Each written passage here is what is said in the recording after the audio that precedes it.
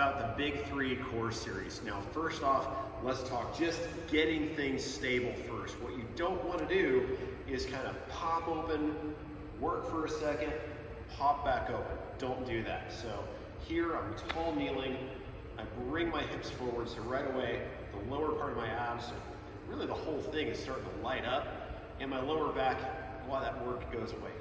That's half the equation. The other half is the ribs.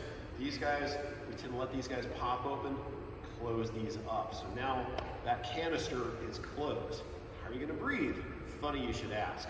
So if you hold that, and you breathe in, it's more the back and the ribs expanding and not the belly rising or falling. So get that locked in first. Now, the first of the Big 3, we're gonna work the front side of the ab wall.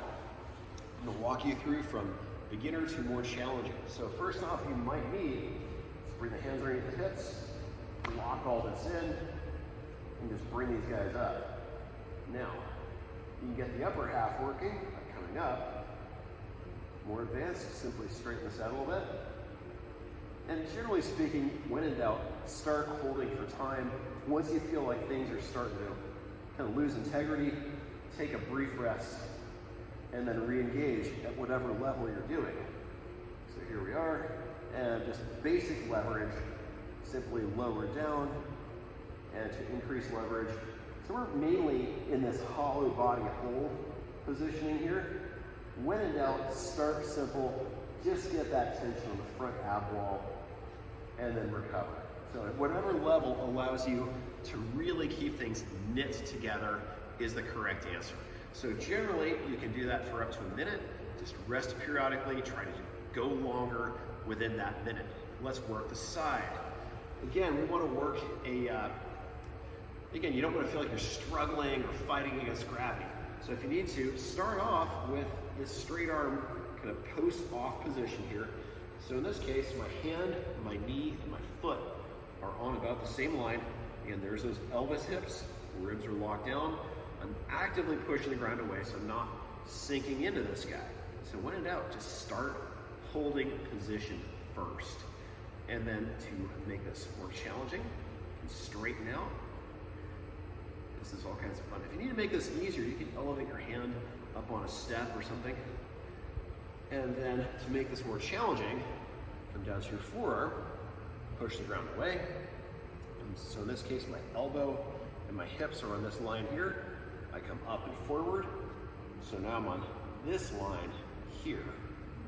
And again, same thing, just hang out, make that a little harder, go to one leg, and then harder still. Again, really push that bottom hip forward, nice and strong, good integrity. And again, if you need to, just hold for 10 or 15 seconds, rest briefly, re-engage. Again, work up to a minute. Then last up, the bird dog, obviously work both sides there as well.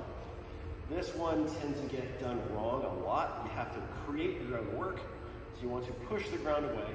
And again, remember, there's those Elvis hips. We're gonna push a little extra. So from here, I'm gonna push the tops of my feet, or you can curl the toes under, either way's fine, into the floor, and pull it so the ribs are closed, Elvis hips. And without losing that, bring one arm up, and then bring the opposite leg up. So I'm not bringing that leg up as high as I would like to, so I'm not doing this stuff here. I'm actually keeping this canister closed.